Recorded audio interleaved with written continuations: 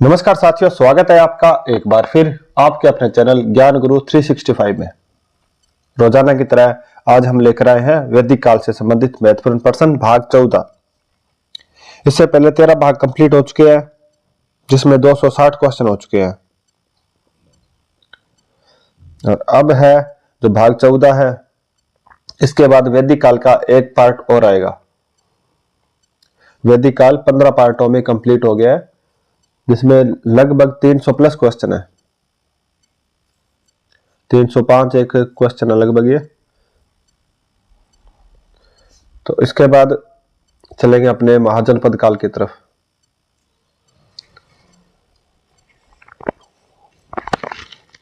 तो चलिए शुरू करते हैं अपना वैदिक काल भाग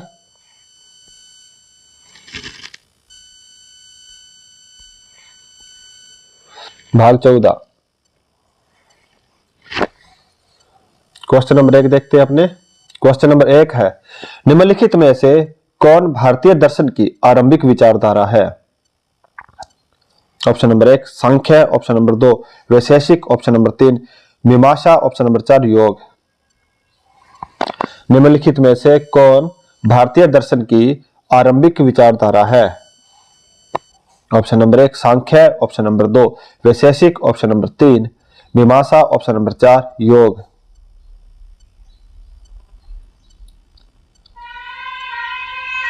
तो इसका सही आंसर है सांख्य।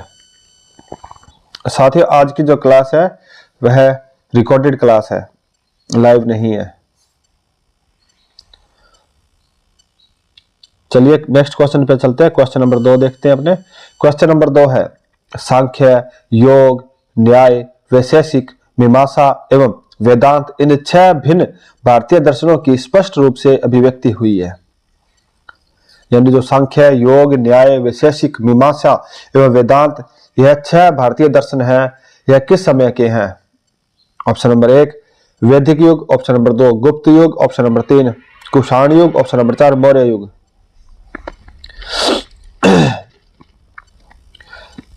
सांख्य, योग, न्याय, वैशेषिक, मीमांसा एवं वेदांत, यह भारतीय दर्शन स्पष्ट रूप से अभिव्यक्ति हुई है। किस समय हुई थी? तो इसका सही आंसर है वैदिक युग में।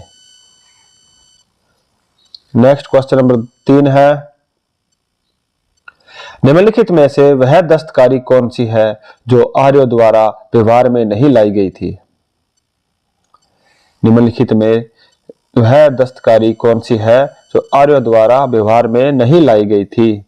ऑप्शन नंबर 1 मृद भांड यानी पोट्री, ऑप्शन नंबर 2 आभूषण, ऑप्शन नंबर 3 बढ़ईगिरी यानी काष्ठकारिता, ऑप्शन नंबर 4 लुहार यानी लुहारगिरी। वह दस्तकारी कौन सी है जो आर्यों द्वारा व्यवहार में नहीं लाई गई थी? ऑप्शन नंबर 1 मृद भांड, ऑप्शन नंबर 2 आभूषण, ऑप्शन नंबर 3 बढ़ईगिरी, ऑप्शन नंबर 4 लुहार। तो इसका सही आंसर है लुहार या लुहारगिरी। आर्यों के बारे में पूछा है तो सबसे पहले ये ऋग्वैदिक काल में आएगा।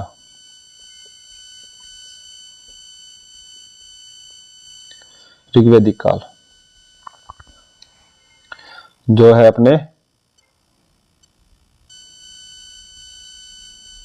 1500 से 1000 ईसा पूर्व। इसके अंदर जो है लोहे की खोज नहीं हुई थी, यानी इन्हें लोहे का ज्ञान नहीं था आर्यों को। उसके बाद उत्तर वैदिक काल में जाने पर इन्हें लोहे का ज्ञान हुआ था, जो इसका पहला साक्ष्य अतरंजी खेड़ा से मिला है। ये कल क्वेश्चन था उसमें था ना। नेक्स्ट क्वेश्चन देखते हैं। क्वेश्चन नंबर 4, ऋग्वेद के किन 6 मंडलों को वंश मंडल यानी गोत्र मंडल कहा जाता है? वह कौन से ऋग्वेद के कौन से 6 मंडल है जो वंश मंडल या गोत्र मंडल कहे जाते हैं? ऑप्शन नंबर 1 है दूसरे से 7वें मंडल तक, ऑप्शन नंबर 2 पहले से 6ठे मंडल तक, ऑप्शन नंबर 3 है तीसरे मंडल से 8वें मंडल तक, और ऑप्शन नंबर 4 है चौथे मंडल से और 9वें मंडल तक।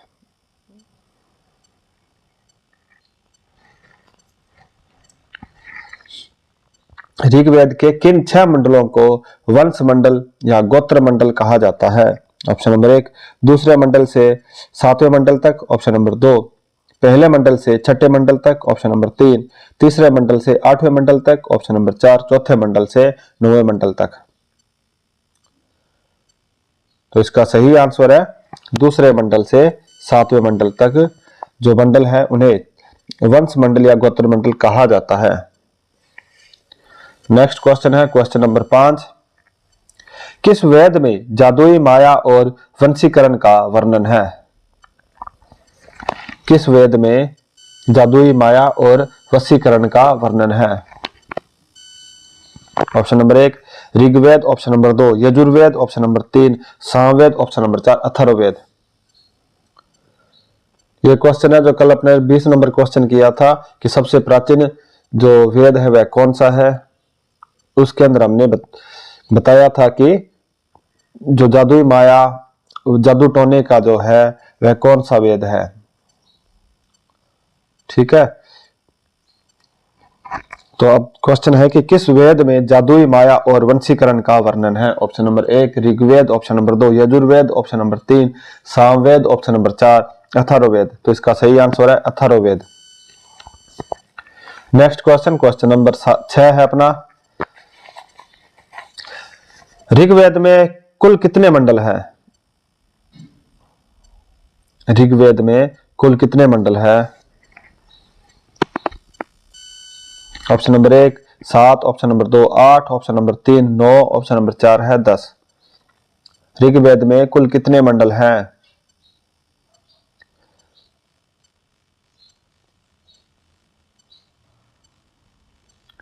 तो इसका सही आंसर है 10।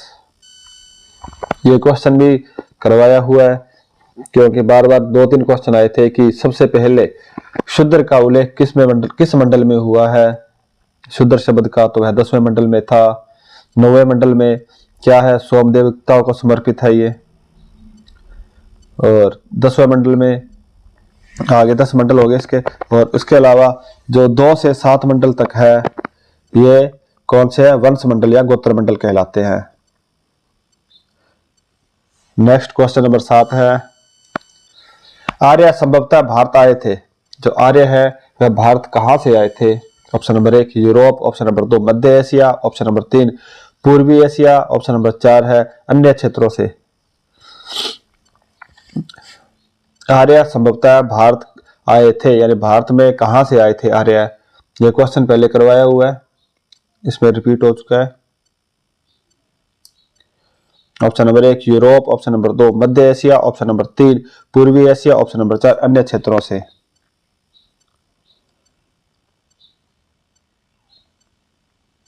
तो इसका सही आंसर है आर्य संभवतः भारत आए थे, वह मध्य एशिया से आए थे।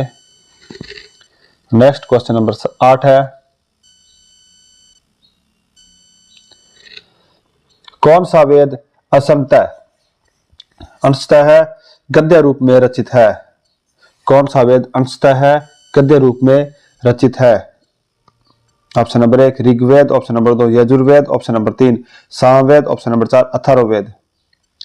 ये 4 वेद है, इनमें से कौन सा वेद है जो अंशतः गद्य में लिखा गया है?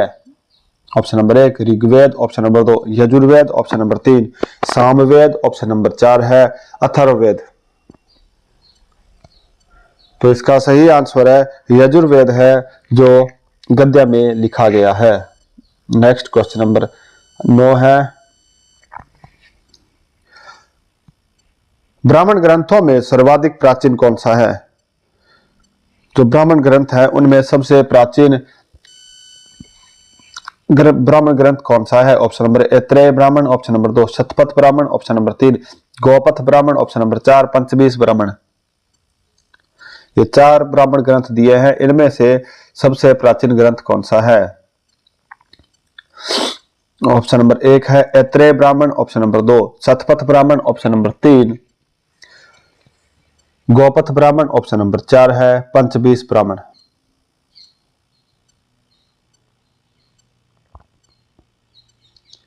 तो इसका सही आंसर है शतपथ ब्राह्मण है जो कि सबसे प्राचीन है। नेक्स्ट क्वेश्चन नंबर 10 है। गोत्र व्यवस्था प्रचलन में कब आई? गोत्र व्यवस्था प्रचलन में कब आई? ऑप्शन नंबर 1 ऋग्वैदिक काल में, ऑप्शन नंबर 2 उत्तर वैदिक काल में, ऑप्शन नंबर 3 महाकाव्य काल में, ऑप्शन नंबर 4 सूत्र काल में।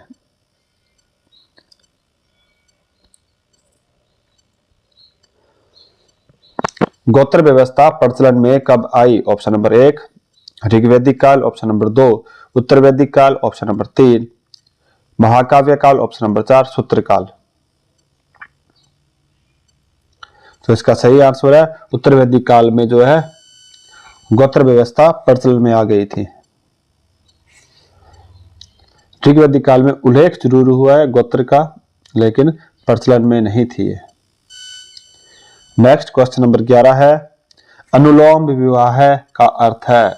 जो अनुलोम विवाह होता था उसका क्या अर्थ है या उसका क्या तात्पर्य है? ऑप्शन नंबर 1 उच्च वर्ण का पुरुष तथा निम्न वर्ण की नारी के साथ विवाह है।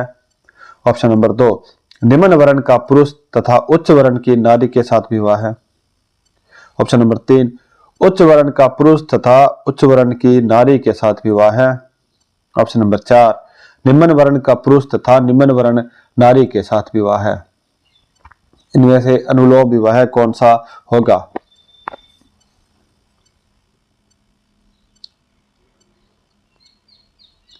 ऑप्शन नंबर 1 है उच्च वर्ण का पुरुष होगा और निम्न वर्ण की नारी होगी। ऑप्शन नंबर 2 निम्न वर्ण का पुरुष होगा और उच्च वर्ण की नारी होगी। ऑप्शन नंबर 3 है उच्च वर्ण पुरुष का होगा और उच्च वर्ण की नारी के साथ विवाह है। ऑप्शन नंबर 4 है निम्न वर्ण का पुरुष और निम्न वर्ण की नारी यानी महिला के साथ विवाह है। इन चारों में से अनुलोम विवाह कौन सा है? तो इसका आंसर है अगर उच्च वर्ण का पुरुष और निम्न वर्ण की नारी के साथ विवाह होता है तो वह अनुलोम विवाह होगा। नेक्स्ट क्वेश्चन, क्वेश्चन नंबर 12 है, प्रतिलोम, वो अनुलोम था, अब प्रतिलोम में क्या होगा? प्रतिलोम विवाह तब माना जाता है जब पुरुष उच्च वर्ण का हो और नारी निम्न वर्ण की हो। ऑप्शन नंबर 2 है जब नारी निम्न वर्ण की के साथ पुरुष के साथ विवाह करे, यानी जब उच्च वर्ण की नारी निम्न वर्ण के साथ विवाह करे। और या ऑप्शन नंबर 3 है जब उच्च वर्ण का पुरुष उच्च वर्ण की नारी के साथ विवाह करे। ऑप्शन नंबर 4 जब निम्न वर्ण का पुरुष निम्न वर्ण की नारी के साथ विवाह करे तब प्रतिलोम विवाह होगा।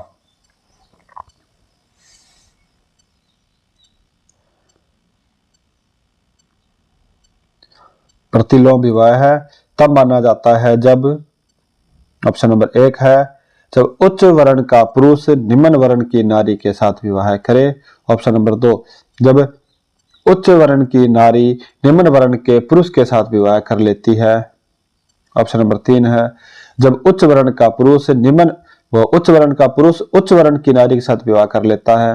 ऑप्शन नंबर 4 है जब निम्न वर्ण का पुरुष निम्न वर्ण की नारी के साथ विवाह कर लेता है। तो इसका सही आंसर है जब उच्च वर्ण की नारी निम्न वर्ण के पुरुष के साथ विवाह कर लेती है तो वह प्रतिलोम विवाह कहलाता है। नेक्स्ट क्वेश्चन है क्वेश्चन नंबर 13, वैदिक युग में यव कहा जाता है। वैदिक युग में यव कहा जाता है। ऑप्शन नंबर 1 है गेहूं, ऑप्शन नंबर 2 जौ, ऑप्शन नंबर 3 चावल, ऑप्शन नंबर 4 इनमें से कोई नहीं।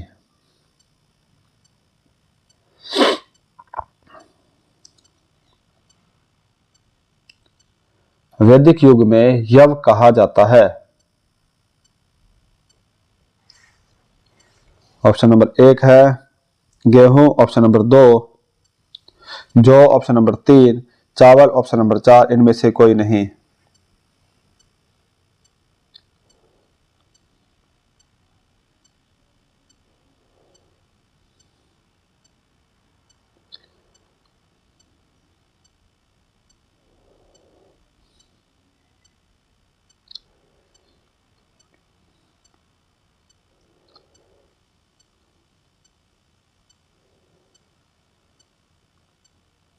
वैदिक युग में यव कहा जाता है। ऑप्शन नंबर 1 गेहूं, ऑप्शन नंबर 2 चावल, ऑप्शन नंबर 3 ऑप्शन नंबर 2 जौ, ऑप्शन नंबर 3 है चावल, ऑप्शन नंबर 4 है इनमें से कोई नहीं। तो इसका सही आंसर है यव कहा जाता है जौ को। नेक्स्ट क्वेश्चन है व्रीहि। व्रीहि शब्द किसके लिए प्रयुक्त हुआ है? ऑप्शन नंबर 1 चावल, ऑप्शन नंबर 2 गेहूं, ऑप्शन नंबर 3 जौ, ऑप्शन नंबर 4 कपास।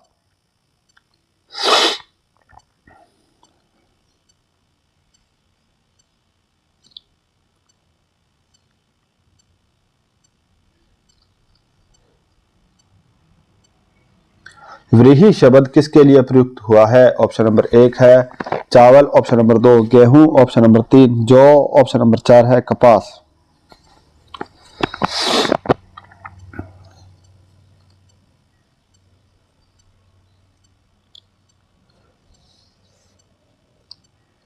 तो इसका सही आंसर है व्रीहि कहा जाता है चावल को। और गेहूं को क्या कहा जाता है? गेहूं को गोधूम कहा जाता है। गेहूं को गोधूम, जौ का आपको पता ही बताया था, जौ का होता है यव। और ऋग्वैदिक काल में जो सबसे अहम फसल थी वह थी, खाद्यान्न था वह था जौ।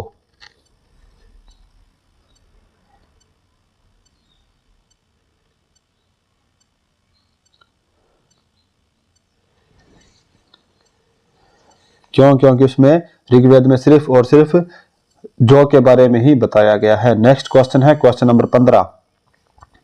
अथर्व का अर्थ है, अथर्व का अर्थ क्या है? ऑप्शन नंबर 1 पवित्र जादू, ऑप्शन नंबर 2 यज्ञ, ऑप्शन नंबर 3 स्तुति, ऑप्शन नंबर 4 दर्शन।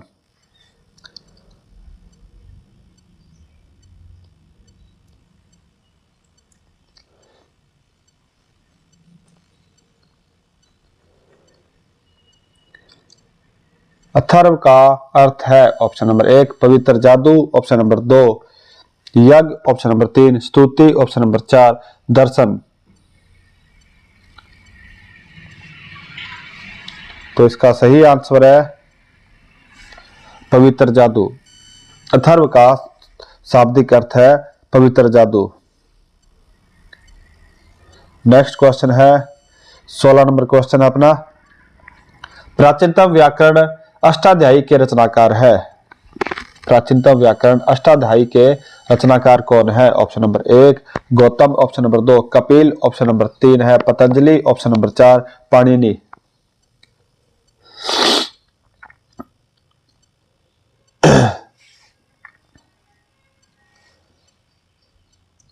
प्राचीनतम व्याकरण अष्टाध्यायी के रचनाकार कौन है? ऑप्शन नंबर 1 है Gautam, option number 2 Kapil, option number 3 Patanjali, option number 4 Panini. तो इसका सही आंसर है अष्टाध्यायी के रचनाकार पाणिनि हैं।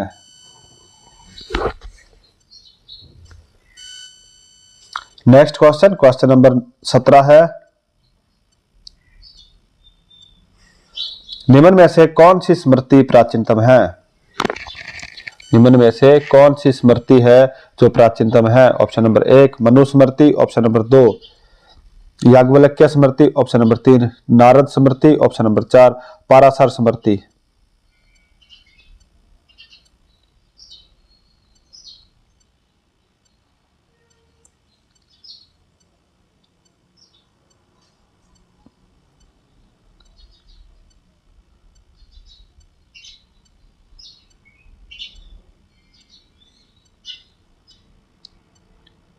निम्न में से कौन सी स्मृति प्राचीनतम है? ऑप्शन नंबर 1 मनु स्मृति, ऑप्शन नंबर 2 याज्ञवल्क्य स्मृति, ऑप्शन नंबर 3 नारद स्मृति, ऑप्शन नंबर 4 पाराशर स्मृति। तो इसका सही आंसर है मनु स्मृति। नेक्स्ट क्वेश्चन क्वेश्चन नंबर 18 है। आदि काव्य की संज्ञा किसे दी जाती है? आदि काव्य की संज्ञा किसे दी जाती है? Option number 1 Ramayana, option number 2 Mahabharata, option number 3 Gita, option number 4 Bhagavata Purana को। आदि काव्य की संज्ञा किसे दी जाती है? Option number 1 Ramayana, option number 2 Mahabharata, option number 3 Gita, option number 4 Bhagavata पुराण।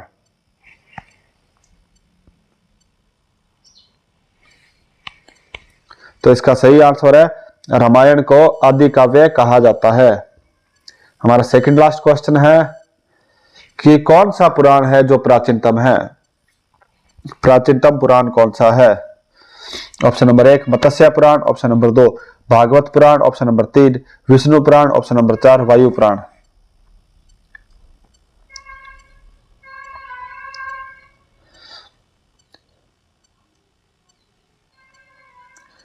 निम्नलिखित में से कौन सा पुराण है जो प्राचीनतम पुराण है? ऑप्शन नंबर 1 मत्स्य पुराण, ऑप्शन नंबर 2 भागवत पुराण, ऑप्शन नंबर 3 विष्णु पुराण, ऑप्शन नंबर 4 वायु पुराण।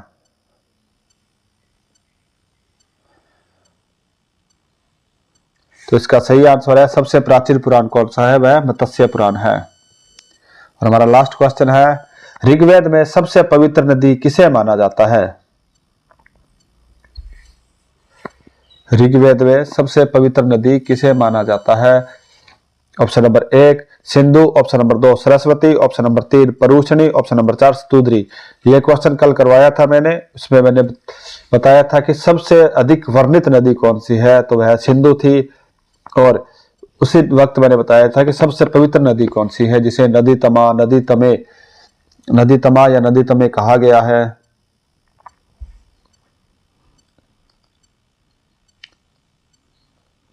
ऋग्वेद में सबसे पवित्र नदी किसे माना गया है?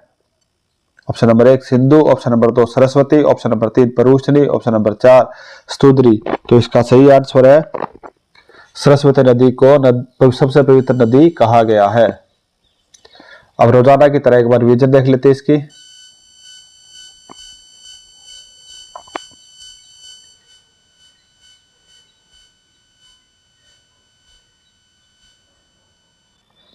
हमारा क्वेश्चन नंबर 1 था निम्नलिखित में से कौन भारतीय दर्शन की आरंभिक विचारधारा है? तो इसका आंसर था सांख्य।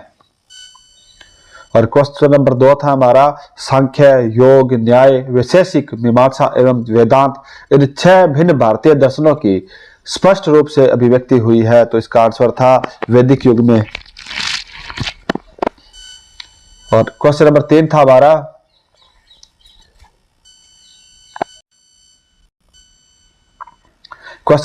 था हमारा निम्नलिखित में से वह दस्तकारी कौन सी है जो आर्य द्वारा व्यवहार में नहीं लाई गई? तो इसका आंसर था लुहार या लुहारगिरी।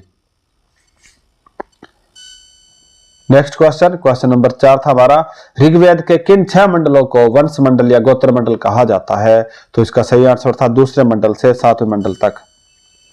क्वेश्चन नंबर 5 था हमारा किस वेद में जादुई माया और वंशीकरण का वर्णन है? तो इसका सही आंसर था अथर्ववेद में।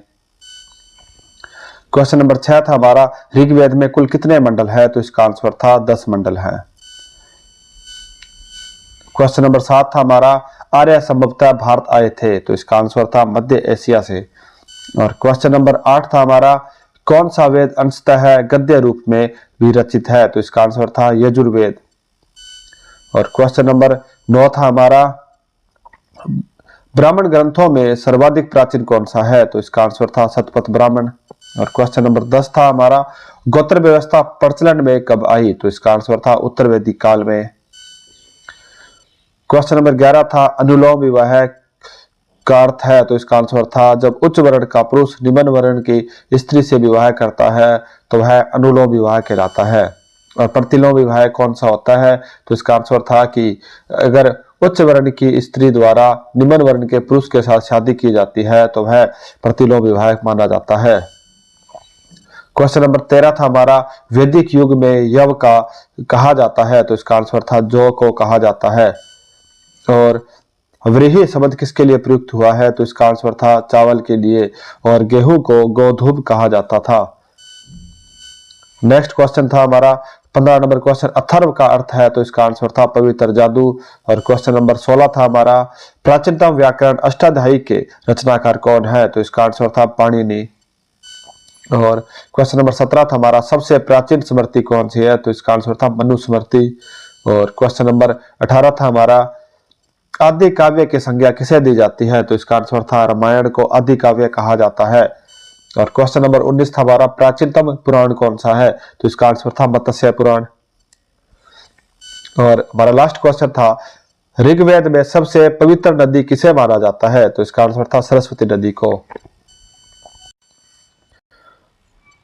तो इसी के साथ ये हमारी आज की क्लास कंप्लीट होती है। अब नेक्स्ट क्लास लेकर आते हैं कल। आज हमारे 280 क्वेश्चन कंप्लीट हो चुके हैं और कल ये 14वीं क्लास है, क्लास 14वीं, और कल हो जाएगी क्लास 15वीं। उसी के साथ हमारे क्वेश्चन हो जाएंगे 300 प्लस क्वेश्चन वैदिक काल से संबंधित।